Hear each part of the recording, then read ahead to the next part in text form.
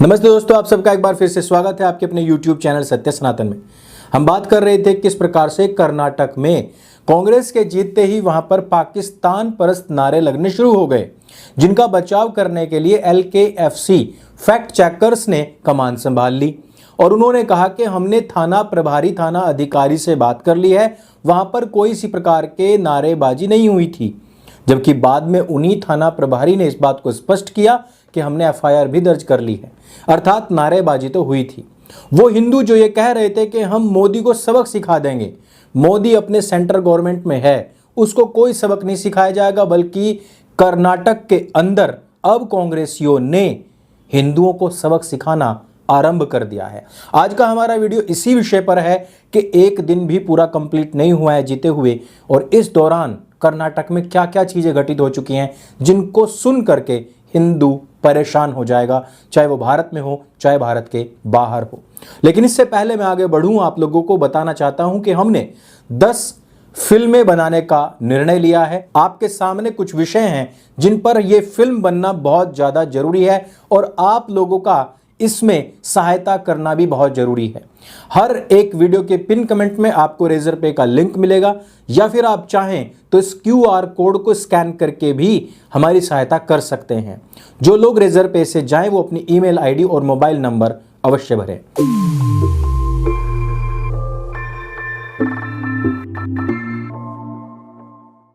तो हम बात कर रहे हैं कर्नाटक में चुनाव जीतने के एक दिन के बाद, यानी कि इस 24 घंटे के अंतराल में हुआ क्या क्या है।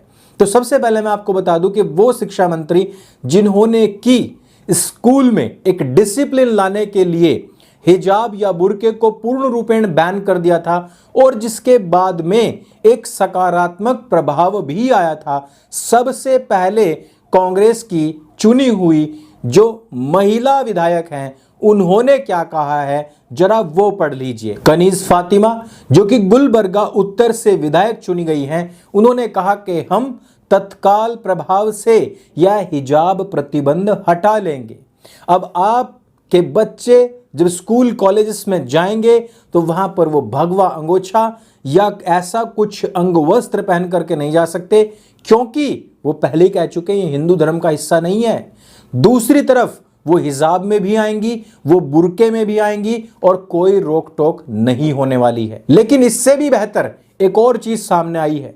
सुन्नी उलेमा बोर्ड, इन्होंने एक तत्काल मीटिंग बुलवाई जिसमें कि ये बात पर फैसला हो रहा है कि क्योंकि हमने बड़ी मात्रा में कांग्रेस को वोट किया है और बड़ी मात्रा में हमने उनको सीट दी हैं, तकरीबन 70 सीट्स ऐसी हैं जो केवल मुसलमानों ने जिता करके उनको दे दी, अर्थात पूरे के पूरे कर्नाटक के अंदर 15% भी मुसलमान नहीं, लेकिन वो दावा ठोक रहे हैं कि 70 सीट केवल हमने जिता करके दी हैं।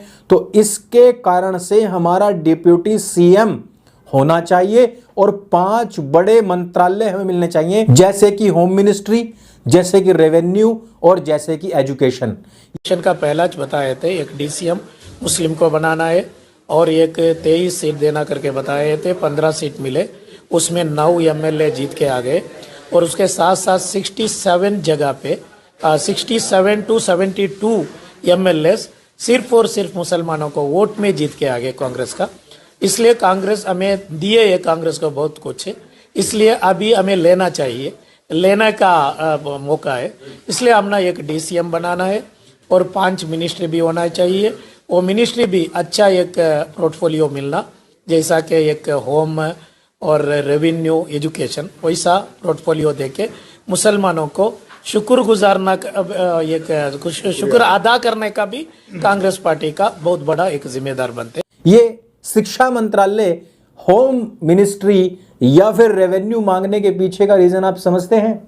होम मिनिस्ट्री अर्थात जिसके अंडर में पुलिस आए, अर्थात वहां पर जो हिंदुओं की दुर्गति न हो सकी वो कराई जा सके। शिक्षा मंत्रालय इसलिए ताकि जो डिसिप्लिन पिछले मंत्रालय में हुआ था उसको तोड़ करके, भंग करके शरियाई कानून यहां पर लागू किया जा सके, और रेवेन्यू ताकि उनकी बल्ले बल्ले हो सके। अब 2 मंत्रालय और हैं जिसके विषय में भी बात नहीं की गई, लेकिन इतना तो तय है कि कांग्रेस घुटनों पर आएगी ही आएगी, क्योंकि कांग्रेस को मुसलमानों ने वोट क्यों किया था, क्या आप जानते हैं? सिर्फ इसलिए कर दिया क्योंकि उन्होंने कहा कि हम बजरंग दल के ऊपर बैन लगाएंगे। पीएफआई के विषय में उनकी तरफ से कुछ भी स्पष्टता नहीं है, और आप ये बात को लिख करके रख लीजिए कि जब 85% मुसलमानों ने एक पार्टी को वोट किया है तो वो पीएफआई पर बैन नहीं देंगे, क्योंकि वही है जो इनके युवाओं को ट्रेंड करता है, मार्शल आर्ट के नाम पर आतंकवादी गतिविधियों में शामिल करता है, वही है जो इनके युवाओं से हिंदुओं के खिलाफ नारेबाजी करवाता है, हिंदुओं का नरसंहार करने वाले और हजारों मंदिर तोड़ने वाले टीपू सुल्तान को प्रेज करता है और उसकी जयंती मनाने और उस दिन छुट्टी रखने के लिए लोगों से आह्वान करवाता है। ये वही संगठन है जो छोटे छोटे बच्चों को रेडिकलाइज कर रहा है, और ये वही संगठन है जो लव जिहाद और लैंड जिहाद में लोगों को पारंगत कर रहा है। जब डेप्यूटी सीएम बन जाएगा उस समय पर देखिएगा कि कर्नाटक की क्या कायाकल्प होती है। अभी कुछ वक्त गुजरा नहीं था, लेकिन एक भारतीय जनता पार्टी कार्यकर्ता की हत्या भी कर दी गई है। अभी कुछ वक्त गुजरा नहीं है, लेकिन नुपुर शर्मा पर एक बार फिर से उसी प्रकार के हमले और उसी प्रकार का दुष्प्रचार आरंभ हो चुका है, क्योंकि आपका LKFC, आपका तथाकथित फैक्ट चेकर, जिसको कि हिंदू प्रति महीना 12 लाख रुपए अपने घर से अपनी गाड़ी कमाई कर निकाल करके देता है, ताकि वो किसी नुपुर शर्मा जैसी बहन बेटी का एक मॉर्फ या कट करके एडिटेड वीडियो प्रचारित कर सके, जिससे कि मुसलमानों को भड़काया जा सके। फैक्ट चेकर ने नुपुर शर्मा के खिलाफ नफरत इतनी ज्यादा उगलवा दी कि अब कर्नाटक के अंदर जो आग निकल रही थी वो और दावानल बन करके उभरेगी। फैक्ट चेक करना ही था तो अपनी हदीस का भी कर सकता था, कुरान का भी कर सकता था, बता सकता था कि हमारे बड़े बड़े क्लैरिक्स, यहां तक कि जाकिर नाइक खुद बोल चुका है कि इसी एज में ही शादी हुई थी और इसी एज में समागम हुआ था। बताने को बता सकता था, लेकिन नहीं बताया, क्योंकि हिंदू बहन बेटी जो कि माले गनीमत है उनको शिकार बनवाना था।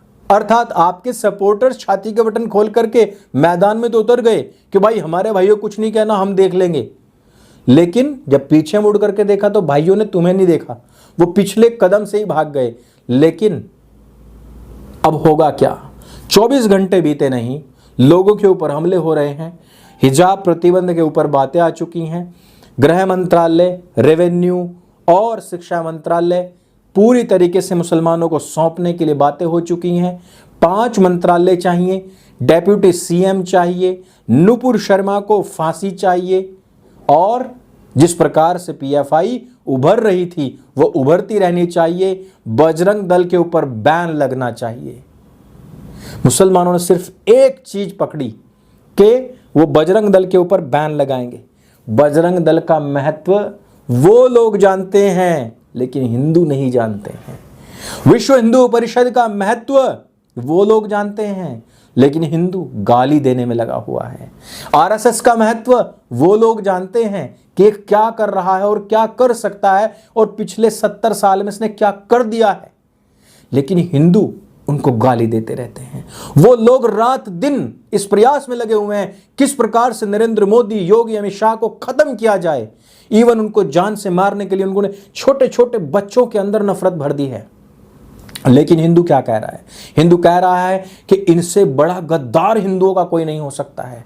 अर्थात दोनों तरफ से जब पिसता है कोई व्यक्ति तो दर्द अंदर से महसूस होता है, और ये दर्द हमने स्वयं भी महसूस किया हुआ है कि हमारे जितने कथावाचक अर्थात कोठावाचक वो हमारे पीछे, वामपंथी, क्रिश्चियंस, ये जितने भी रेडिकल मुस्लिम्स हैं ये हमारे पीछे, और फिर हमारे हिंदू भी हमारे पीछे पड़ जाते हैं। तो इस दर्द को हमने अंदर से महसूस किया है। आज की तारीख में अपने थोड़े से राजनीतिक लाभ के लिए आपके अंदर कोई चाबी तो भर देगा, लेकिन कल देख लेना वो आपको बचाने के लिए नहीं आएंगे।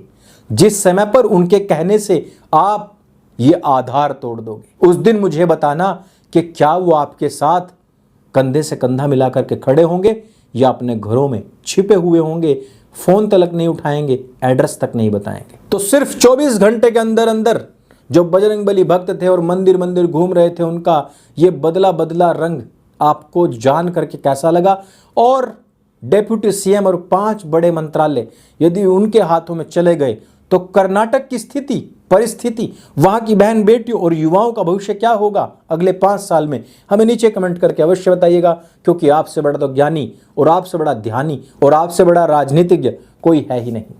इस वीडियो में सिर्फ इतना ही। अगर ये वीडियो आपको अच्छा लगे, जानकारी से भरपूर लगे, तो उसको सबके साथ में शेयर अवश्य करें और हमारी इन 10 फिल्मों को कृपया प्रार्थना कर रहा हूं कि जरूर सपोर्ट करें। मेरे संग बोले सत्य सनातन वैदिक धर्म की जय। जय हिंद, वंदे मातरम।